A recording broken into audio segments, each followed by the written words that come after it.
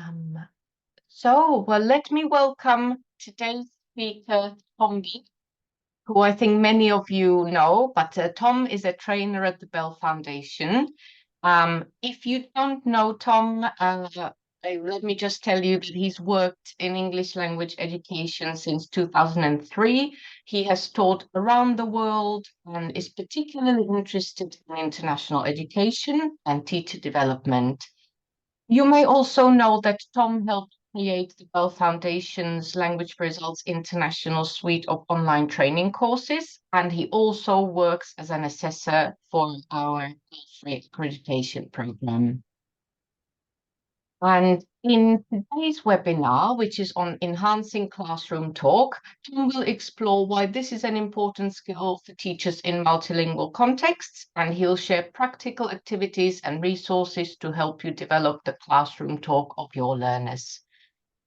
Feel free to use the chat option throughout the webinar if you've got any questions as they come to you. I will collect them and pose them to Tom at the end. In the next couple of days, you'll receive a recording of the webinar and also links to any resources or pages that Tom will be mentioning today. It's enough of me. Let me pass over to Tom. Thank you very much, Shaka. Thank you for that lovely introduction. And a big welcome to everyone joining us today. It's great to see so many of you joining us from all around the world and from different contexts and different roles. So to begin, this is what we're aiming to do today. So we're going to think about the importance of enhanced classroom talk and what that actually means and what it looks like. We're going to spend hopefully at least half the time thinking about the practical strategies and resources that we can use to improve the quality of classroom talk for our learners.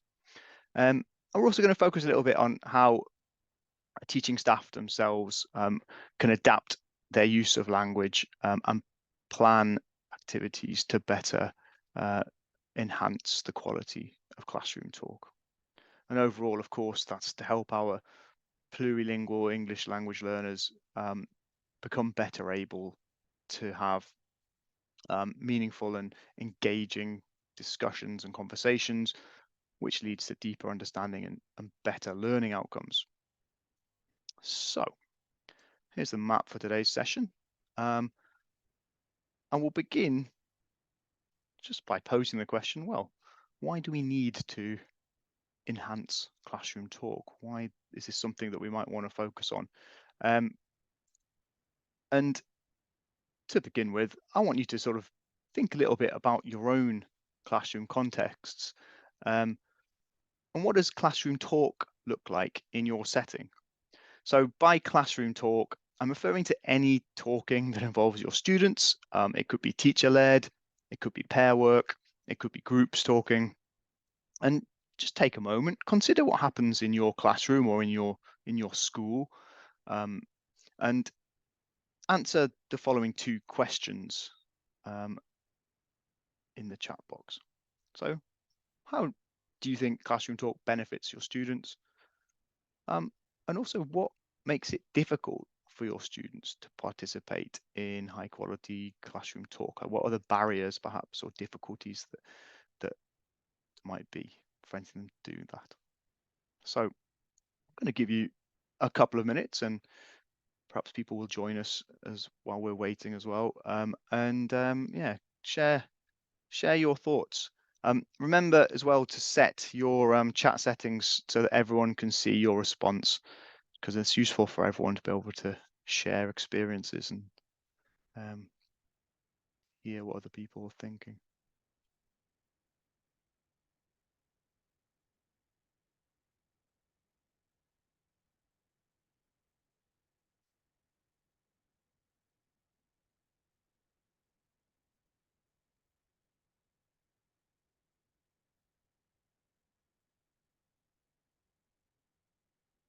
Okay, there's some really good responses coming through, thick and fast.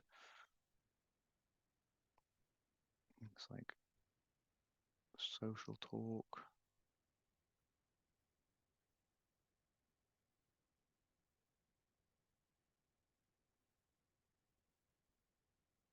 forming ideas, developing confidence.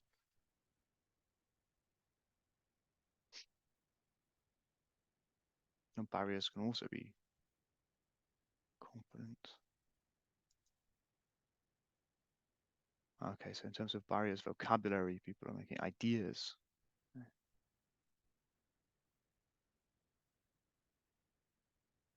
Okay, interesting. Quieter members being drowned out by louder voices. That's an interesting one. And time constraints, yeah. I think that's one all teachers can relate to. So I'm scrolling through. There's so many responses. We've got lots of attendees and there's loads of great ideas coming through.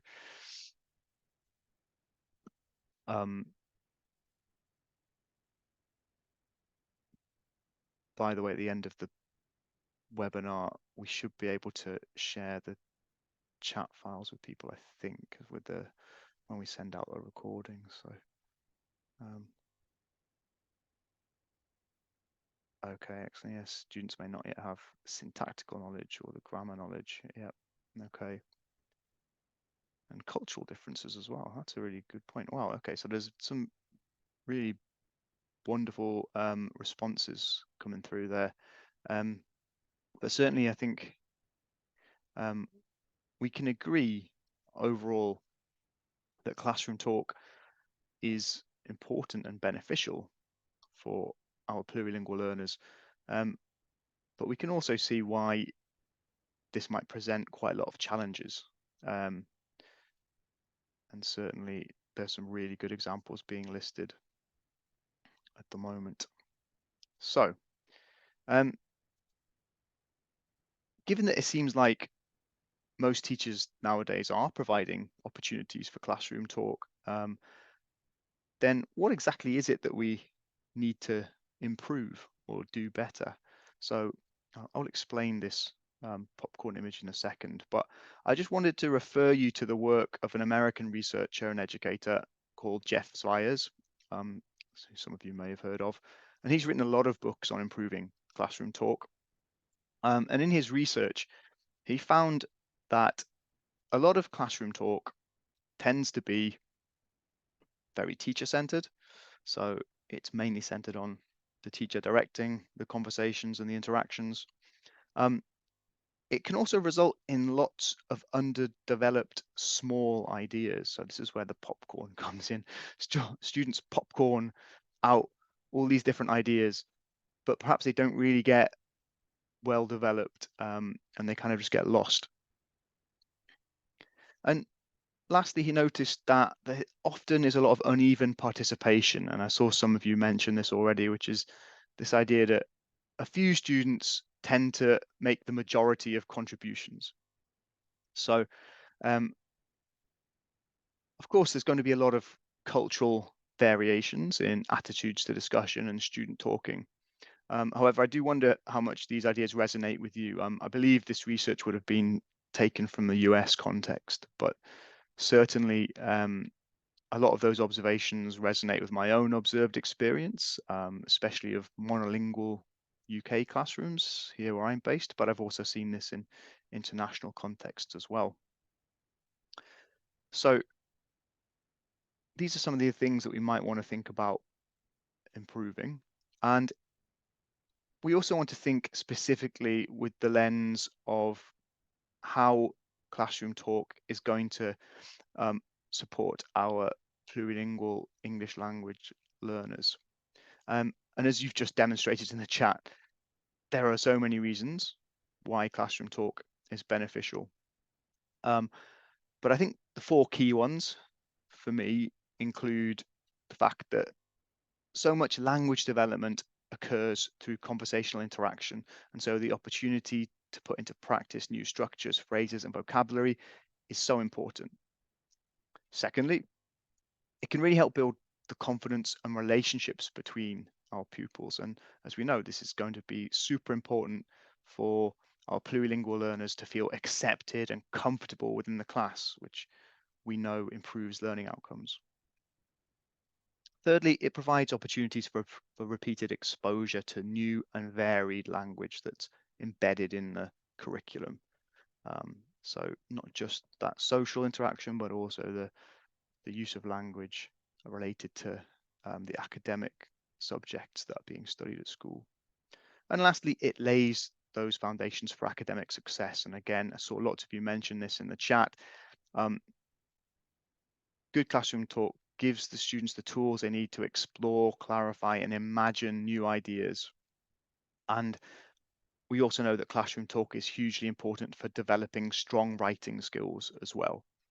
We often talk about students being able to talk the text.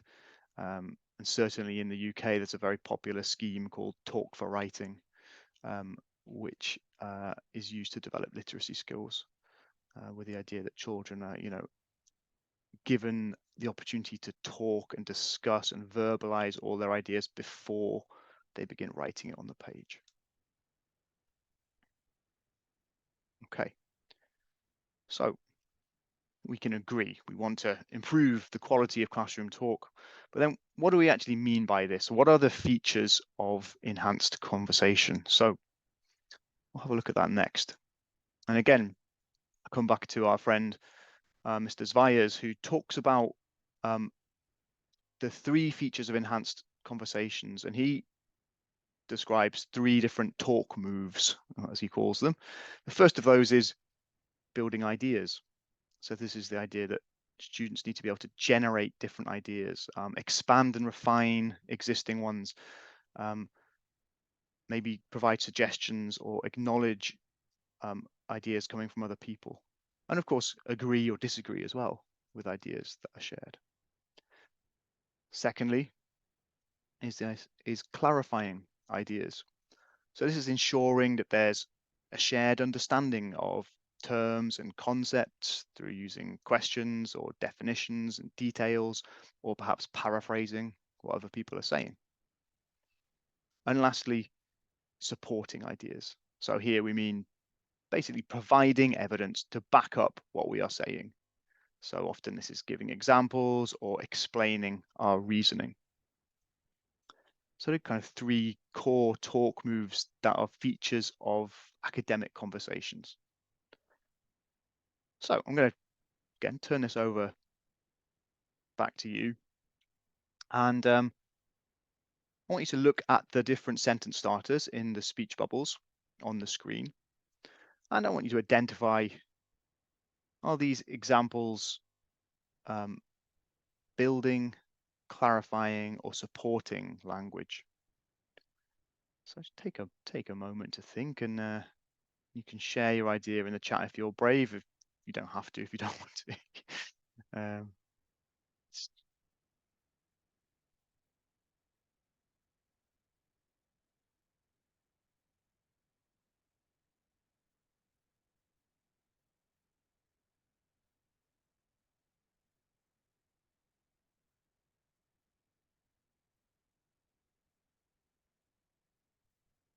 Okay, it's ominous silence.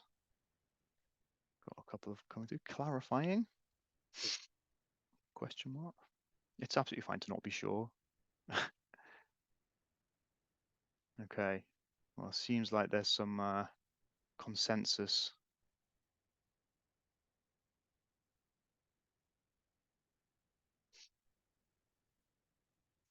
I mean, it could depend on the context, but I think the certainly the terms of the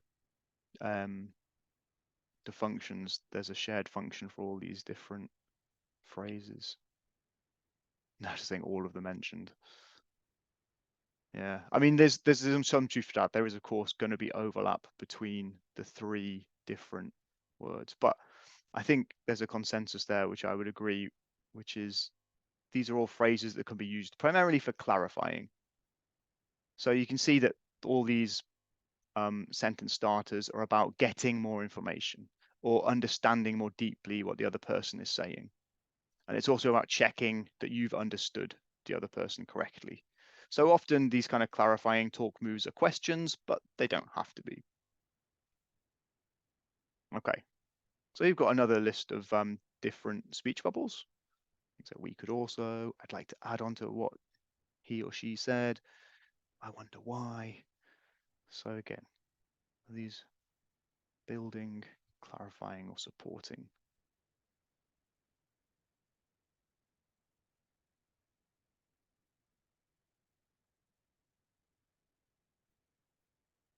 Yeah. Okay. Again, there's some consensus there.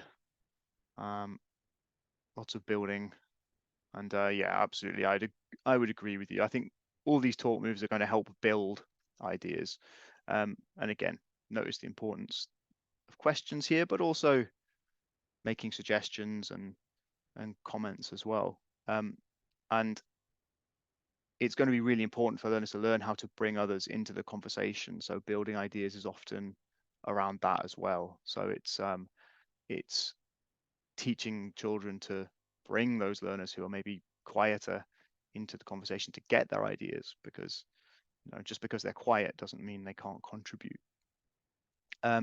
So yeah, these talk moves can also really help, I think, with that conversation management. So if you have that child who knows all the answers and always dominates every discussion, by focusing on these kind of talk moves, you can develop their skills and maybe equip them to bring in others into the conversation, or to equip others to politely, move the conversation in other directions and to bring in other people as well. So, obviously some of these techniques are quite sophisticated and will be developed further in children's educational careers, but a lot of them can also be introduced pretty early on. So we are talking absolutely primary level as well as secondary.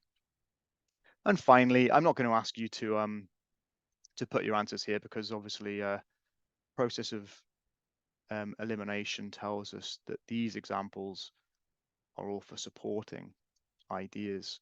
And notice that there's going to be overlap. So providing examples, for example, is going to be could be building on an idea as well as supporting an idea. And again, to clarify, a lot of the examples I'm providing here, things like the data shows or the law of X states that, this is quite high register academic language. So it's more likely to be found in the speech of children at sort of secondary levels, but younger children can absolutely be encouraged to support their ideas and to use much more simple language to explain, to give reasons behind what they think. So just simply using words like because, or by using less concrete, more concrete language to express their ideas. So these can be adapted up or down and simplified according to both the language proficiency and the age and the cognitive development of our learners. Okay, so these are some of the important talk moves. And yeah, there's just, I think Jason's just mentioned in the chat, someone's just mentioned in the chat that this links to skills that students often need for writing exam answers and things like that. So yeah, you can see how these skills are really useful, not just in conversation, but more broadly in academic contexts. All right, let's get a bit more practical and look at some of the activities and resources we can be using to actively teach these talk moves in a different contexts. Because unfortunately, as you may have noticed, we can't just expect our learners to magically know how to do these kind of things. All right. So I think when considering teaching these talk moves to our plurilingual students, it's really important to remember that conversations have two sides, and to include support for both sides of the discussion. And it may sound obvious, but it's quite tempting to think of conversations or interactions between two people purely in terms of questions and answers. And these are, of course, really important functions to learn. But if we really think about how discussions and conversations actually happen in the real world and in the classroom, this is only one part of the picture, and it's a bit more messy than that. So it's often more useful to think of discussions in terms of prompts and responses. Okay, so we have this turn taking between prompts, response, prompt, response, and so on. And this way of thinking about it also can highlight to learners that prompts are often questions, such as, what do you think about? But they don't have to be. It could also just be an explanation of your own opinion about something. And likewise, responses are often statements, but they could also be questions. And any resources we design to support talk moves should be considered in terms of both these prompts and responses. And for our English language learners, this is going to be really important because they might be able to do one side of the conversation quite well, but struggle with the other. And of course, a classic example would be question formation in English, which can be quite tricky for many learners because it involves things like changing the word order, and sometimes using auxiliary verbs like do or does, which don't actually mean anything at all, but are required to make the sentence grammatical. So, this is an example of an area where they might need this extra language support, as well as the support to use the right kind of talk move in the right context as well. So a simple strategy and tool that we probably all familiar with as EAL professionals is the use of anchor charts or word mats to provide a summary of language or vocabulary required for a particular topic or task. So obviously the purpose of providing something like this is to allow the learners to more easily access the phrases that they need during a conversation. And this is going to reduce the pressure and the cognitive load of having to process and translate that language in their heads while they're talking. And of course, they're quite adaptable and they can be graded easily according to the proficiency level of your learners. And they can be created collaboratively as well. So you might want to, write these ideas on the board and elicit phrases from the learners themselves, if they're at the cognitive and developmental level where they can do that. You might also want to divide each category into the prompts and responses that could be used as well. And again, generally speaking, we use these kind of sentence stems to illustrate these functions, and that's obviously because by using sentence stems like this, we're keeping the conversation broad enough that students can use it in lots of different applications, and we're not sort of limiting and closing down too much what the students can say. But again, with perhaps learners who need more support, you may want to be a bit more specific and provide the whole question, not just a sentence stem. So we'll explore this in more depth as we move through, but it's definitely important to note that depending on your subject area, the age of your students and their proficiency level, the kinds of talk move they will be using will vary. But certainly once you've made a chart or a word map, although it can be quite can require quite a lot of thought, I think, to make a good quality one. But once you've done it, it's there. It can be reused again and again, and often across multiple topics or subjects as well. So this then leads us to, you might want to think a bit more specifically about a specific subject area or task. And as we've seen, different subjects or task types may require different talk moves. So it's going to be really important to try and identify the talk moves your students will need for your particular subject area. And as students progress through their careers, it's going to be more likely that the talk moves they will need to master are going to be more closely tailored to the topic. So here's an example taken from maths. And we've already looked at 3 key talk moves, but actually, that's not all there is to it. We can think about other types of talk moves as well. So these examples here, this chart shows 7 different talk moves, and it's taken from resources from our website all about enhancing mathematical conversations. So as you can see, there's 7 different talk moves for students to think about here.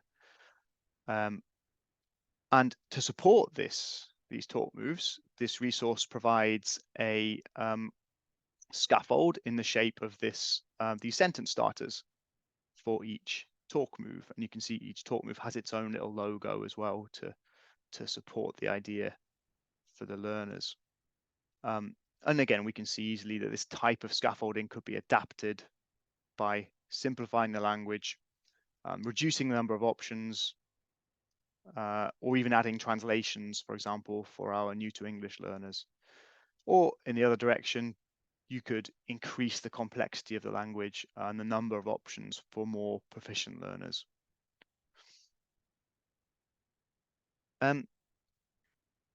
So using and mastering different talk moves can be really powerful, but it can also take a lot of time to embed with your students.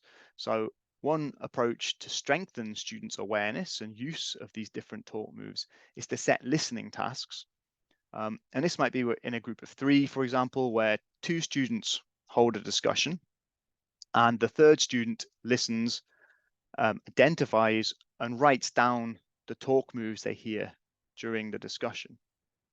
And of course, this can be scaffolded by using a graphic organizer such as this. So again, it's taken from the resource that we've just been looking at. And you'll see there are blank boxes there for each talk move, and the idea being child can listen and write down the phrases that they hear for the different ideas. And obviously this is going to help reinforce the language. It aids listening skills, and it can allow for peer learning as well, because learners can pick up on useful new language from their partners. It's also very adaptable for different subject areas or age groups and proficiencies as well. And the overall aim is to build students' metacognition of how good conversations work. And by identifying talk moves, it's going to make it easier for them to then select and use them themselves. But again, it does take time. Okay, so we're not expecting this to suddenly develop over the course of a single lesson. This is a long-term process and something that we kind of need to be integrating into our teaching over time. A variation then of this listening idea, perhaps better suited to a large group conversations, would be using a conversation tally sheet. Again, this comes from the same resource and that we saw before. And you can see that the talk moves are listed with their accompanying picture on down the side of the handout in green, and the names of the learners in the group go across the top. And then one learner, again, is listening to the conversation and keeps a tally of the talk moves as they hear them being used.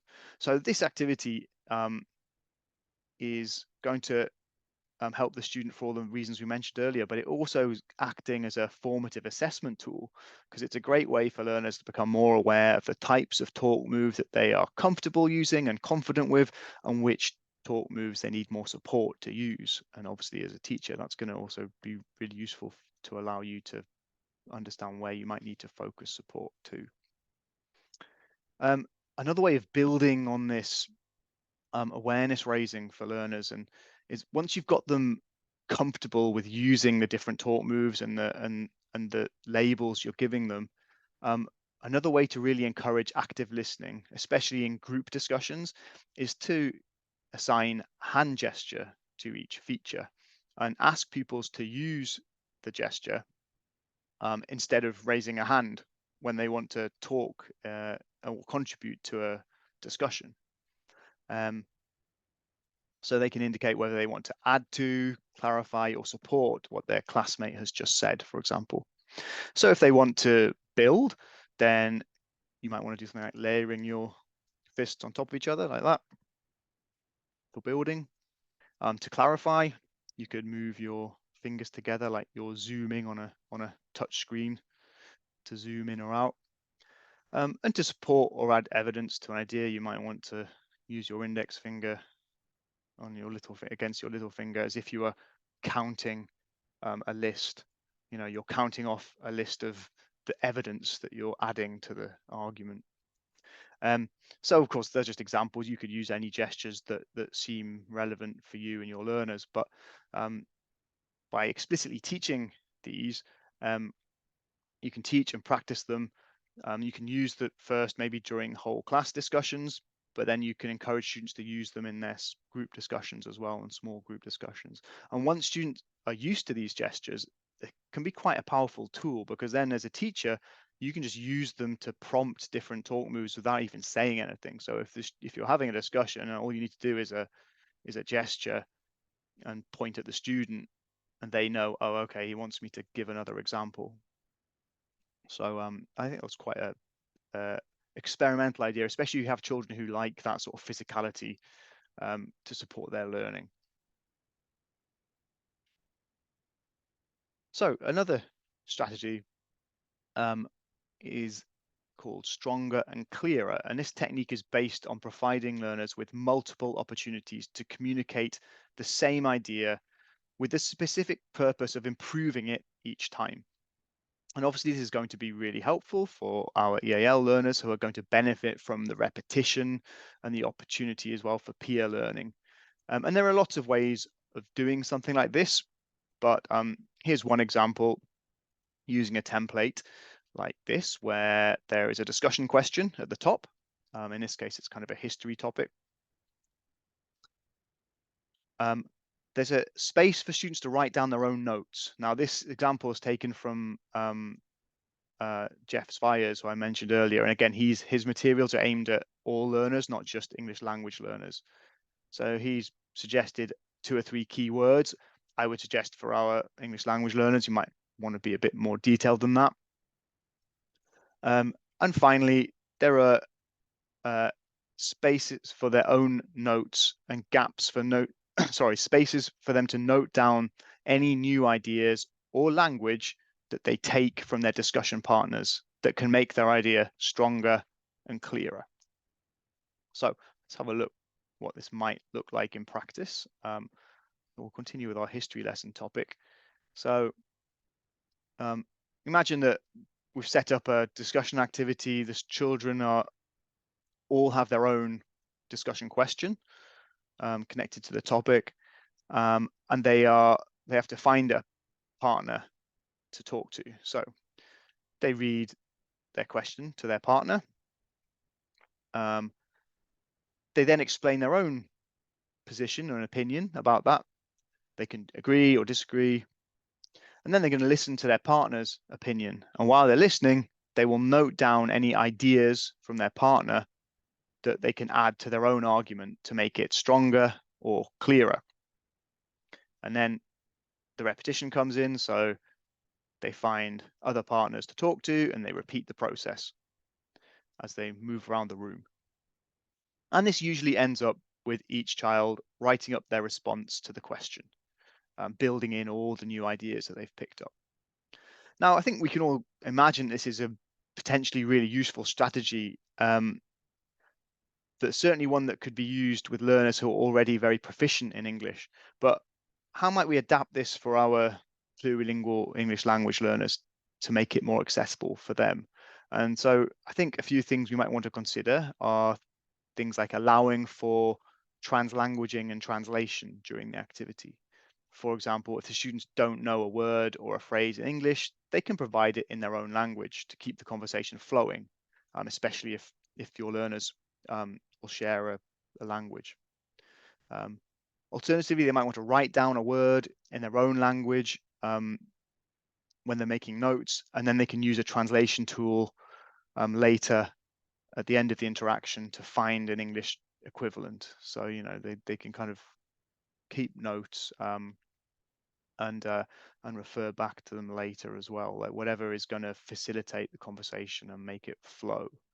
Because the important thing in this activity is the sharing of ideas rather than the language which the children are using, although obviously we hope that there's a benefit for the language too. So it's going to be really important, for example, to maybe build in extra time between the pairings for the learners to go away and write their notes, because again, you know, this is going to take more time for EAL learners to process all the things they've heard. So building in that time where they can jot down their ideas. They can use translations and things like that. They can look up words that they're not sure of. We also want to explicitly point out that they should be listening for upgrades on both language and content. So they want to recognize good ideas, but they also want to recognize really useful chunks of language or words or phrases that will strengthen their argument as well. And lastly, we want to teach explicitly learners phrases for mediating any linguistic misunderstandings. You know, things like, that's a new word for me. Can you explain it another way? Or could you say that again a bit slower, please? Can I check I've understood correctly? Or, you know, even more simply, just simple things like, how do you spell that? Or can you repeat that again? Or could you write that down for me? Like this kind of functional language is going to be really important in a task like this. And I think the other thing to point out is this kind of task is probably going to work best with students who have a similar level of language. I think if it's too imbalanced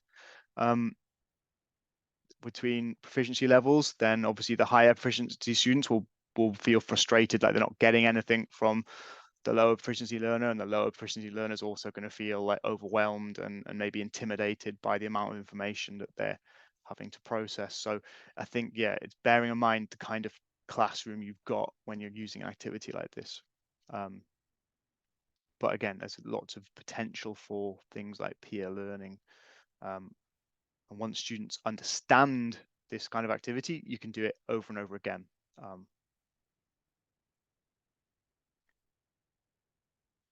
Yeah, some good points about people talking about the fact that some schools don't allow the use of non-English, which is I would certainly fight and advocate against that as much as you can, because there's no evidence whatsoever that that's beneficial. Okay, so moving on then, a key strategy for enhancing classroom talk is providing opportunities for authentic communication. And what we mean by authentic communication is that there's a real reason for people to talk beyond simply the teacher saying, talk about this, or, you know, discuss this topic. You know, giving them a purpose. So this might include things like barrier games and information gap activities, which those of you who are EAL specialists will be, I'm sure, familiar with. This is where students need to ask each other for missing information. So one student has information that the other student doesn't have, and vice versa, and they have to find ways of communicating to get that information from each other. Or it could be things like dictations, where, you know, one person is trying to successfully communicate something to the other, such as dictating a picture or a diagram. I'm not going to go into any more information, but if you do want to find out more about barrier games, we did a webinar about it last year, went into loads of depth about it. Go and have a look. The second thing we can do is provide opportunities for authentic communication by using student-led collaborative teaching approaches, things like project work, where learners will come together to achieve a concrete real-world outcome, or to solve a real-world problem, or even within a single lesson, some sort of task-based approach, where there's an individual task that the students have to work on and achieve. I know in some international schools, things like the IB units of inquiry sort of lend themselves to these kind of approaches, whereas I know in other schools, it can be quite difficult to integrate these kind of approaches due to the educational culture or the constraints in terms of things like time and resourcing and space. But I would really advocate for trying to integrate some aspects of these approaches where you can, because all the evidence shows us that these kind of active learning approaches benefit everybody. They benefit all students, regardless of their language proficiency, but they particularly support children who have additional needs, whether they're plurilingual learners due to their language proficiency, or even children with other learning needs as well. But done well, these kind of approaches are incredibly motivating and provide a natural platform for language development. So specifically then, if we want to assuming that we have our lovely project or whatever it is planned, what kind of tools can we use to scaffold discussion-based learning activities in our classrooms? And one of the most useful ones is certainly the graphic organizer. Now, there's dozens of types of different graphic organizers out there, but I'm going to just highlight a few that might be particularly useful in preparing for or taking part in conversations. So first, we have Venn diagrams, and these are going to support learners to make comparisons between 2 or 3 different types of things. So in this example, we've got different cell types, for example. And this type of visualization might be really useful in preparing discussions where students are comparing or evaluating or analyzing information. Another really useful tool is the fishbone or Ishikawa diagram. They look something like this. Hopefully you can see that the sort of purple bit at the end is the head, and the rest of the diagram is meant to resemble a fish's skeleton. So this kind of graphic organizer is going to help learners prepare or support or build on ideas by providing a clear visualization of the causes of particular phenomena. So in this case, we're talking about the reduction in biodiversity of wildflowers. And you can see that at the end of each bone, there is a cause or a reason, and that these are fleshed out in more detail with sort of smaller bones written along the branch to summarize the causes. And we can see how this would help students add reasons during a conversation, and it also allows them to add new ideas they hear from others. So you can provide a blank one, or it can be already filled in, depending on the needs of your learners. We can also use graphic organizers to help during discussions. So an obvious thing to do would be to create conversation maps, which signpost exactly what talk moves participants should be engaging in at each stage of a discussion. And so this is another one from our friend Jeff Zviers, aimed at supporting a maths discussion around using different methods to solve a problem. Now, this has been designed for first language users of English, but we can imagine that this could be adapted easily for our plurilingual learners via things like translation or using visual prompts. And again, these maps can be quite complex, like this example you can see here, quite specialized, but they can also be very simple. And certainly at primary school level, we can simplify these things massively, and still get across though these kind of talk moves and these ideas of how a good conversation should take place. And yes, absolutely, yeah. So you give the map to the child. Absolutely, the children are working on this map as they talk. So it's there literally to guide them through the conversation. So as you say, you can imagine something like this is quite complex. So you'd have to be quite careful and use it with more proficient learners. But we can also simplify them a lot as well.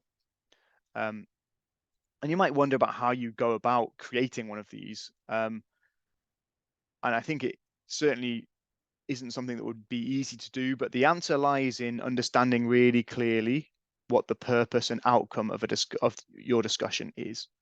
And if you can't define a clear purpose and outcome for the discussion that your students are holding, then is that a useful learning activity? Or are we just doing it for the sake of it? So identify what the purpose and outcome is, and then that's going to really inform how you want your discussion to take place. And the other thing I would say is, if you want to design your own, go and listen to your students. Identify what is going on in successful conversations. You could also analyze an authentic model from somewhere else, for example, a discussion on a podcast or a video, and see what they are doing, and that can be your skeleton. But I think it's very much about experimenting, really, but again, it's about providing that scaffolding for your children, and yeah, making it really clear what a good conversation or a successful conversation could look like. And finally, then we could use something like an argument balance chart, which looks like this. So you can see it's like a set of scales, and on one side, it's used to summarize both sides of an issue or debate or question.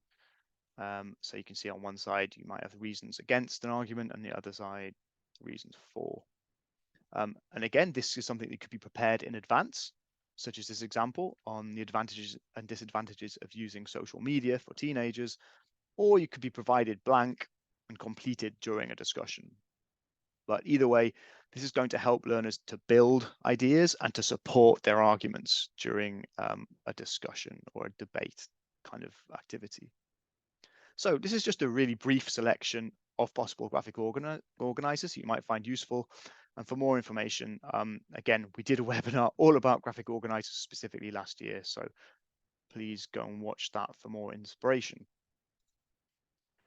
Right. Lastly, then, in our final 10 minutes, we're going to look at how teachers can use their own questioning and their own question strategies to improve and enhance the responses and talk they get from their learners.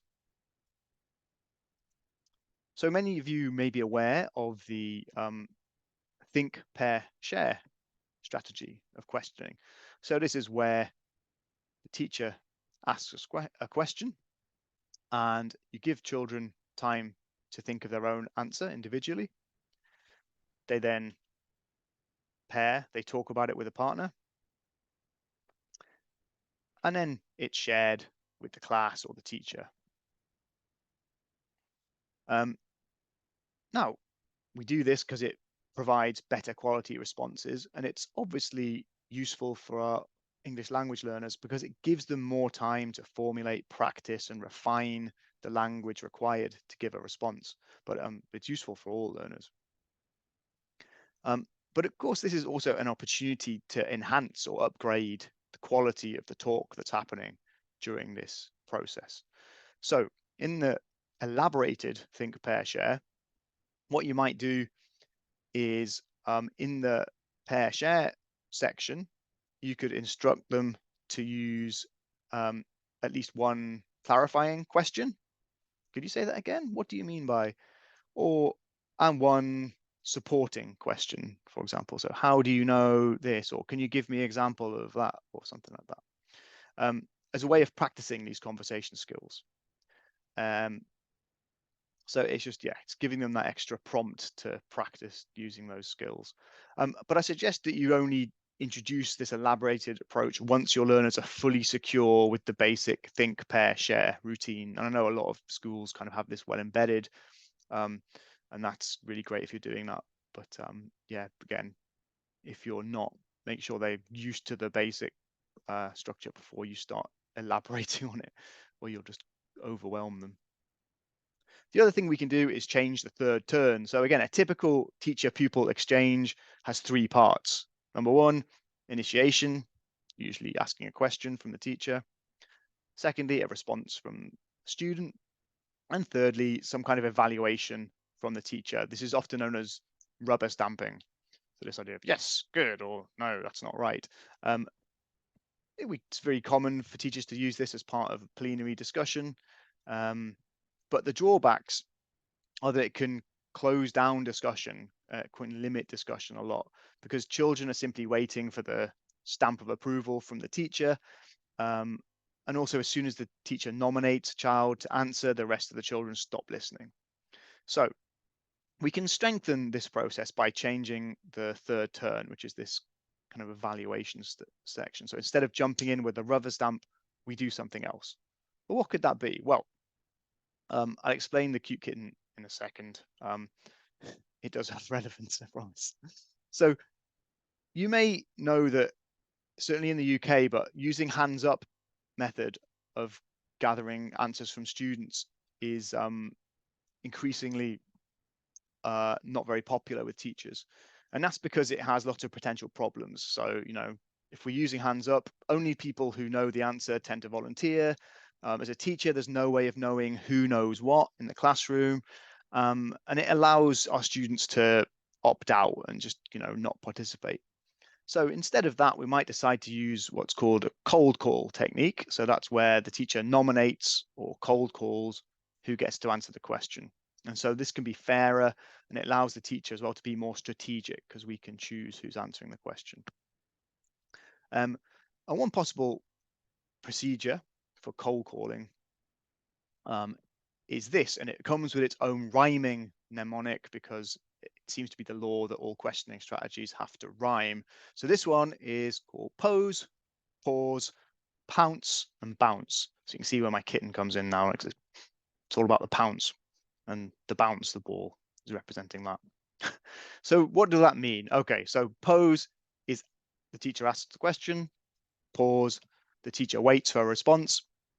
And I don't know if you're aware, but the research shows that the average waiting time of teachers before they nominate a pupil or they jump in and answer the question themselves is less than 1 second.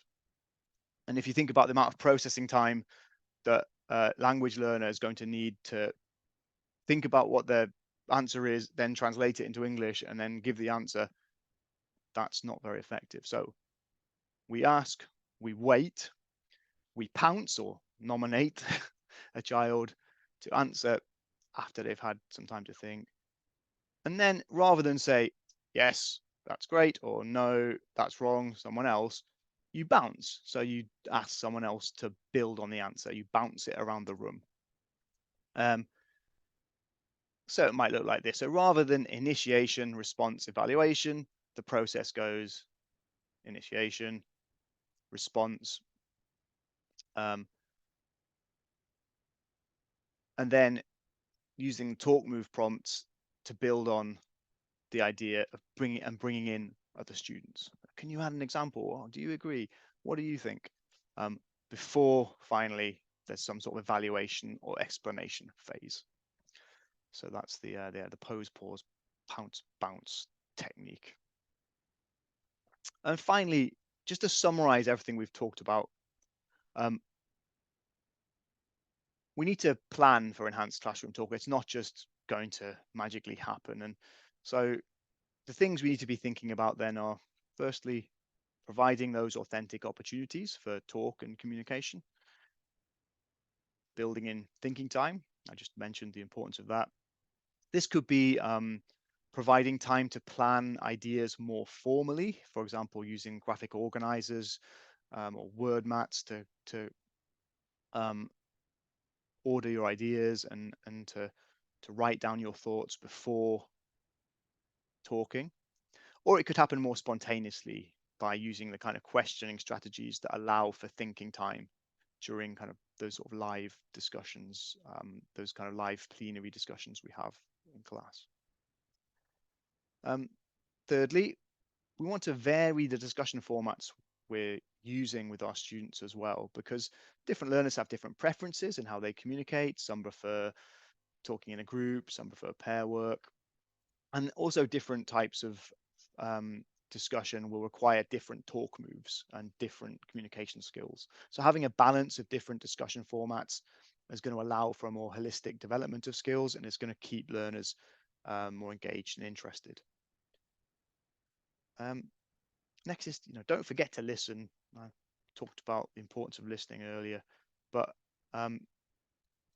it's important to teach learners to listen for different talk moves themselves.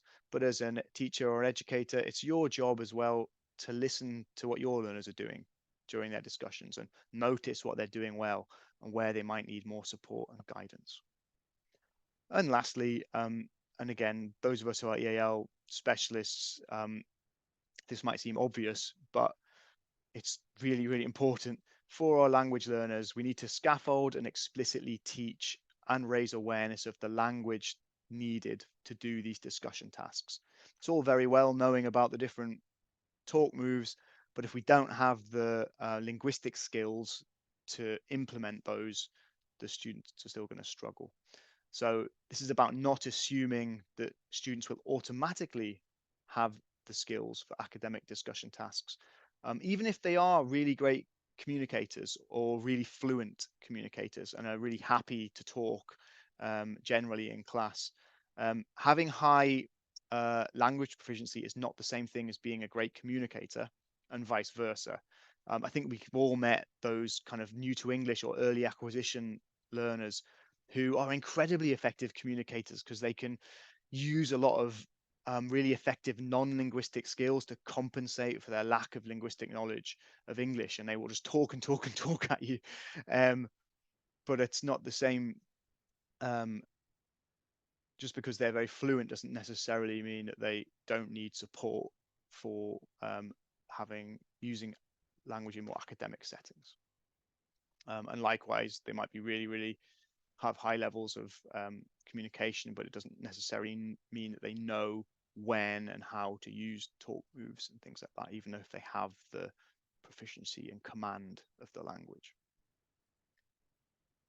All right, that is everything. So thank you very much for listening. And I'll just leave you with a cute kitten again, just because, you know, we all love kittens.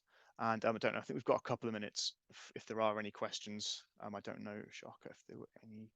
Yeah, no, thanks so much for the presentation, Tom. I didn't see any questions, but let's see if there are any now.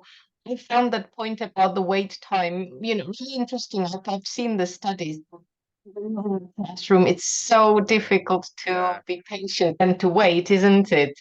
Oh, absolutely. Yeah. Yeah, all teachers probably have the tendency to answer or just think, we've waited long enough. Okay. Yeah, if you have to run off, thank you for Yeah. joining us. If you Well, do have any questions, do type them in the chat. Um, yeah, whilst we wait to see if there might be any questions, Tom has helpfully put up our schedule of upcoming online courses. We will also be announcing a new webinar in the next few days, so please keep an eye out. All the information about our courses and the webinars you can find on our website. But also, if you'd like to be the first ones to know, you can always sign up for our newsletter on the website. Yeah, and actually, Tom, there is a question just very quickly about wait time. Should we be waiting 30 seconds or if 10 seconds enough usually? 30 seconds was just an example. It depends entirely on the question, its content and your students. So obviously, if it's a more complicated question, the more time you want to give them, which is where the pair share technique tends to come in. If you're just standing there as a teacher talking to the whole class and waiting for more than even a few seconds, 3 or 4 seconds, it's going to potentially just lead to students getting quite disengaged. So it's about how you set up. But yeah, if you're going to wait more than I guess 10 seconds or something, it might be worth having some kind of signal for that so the students know that they've got time. It's usually, yeah, having kind of routines embedded for this is the key thing. Because yeah, if otherwise students will just be like, oh, the teacher stopped talking. I'm just gonna so yeah, it depends. But give always more time than you probably think is usually what the rule is.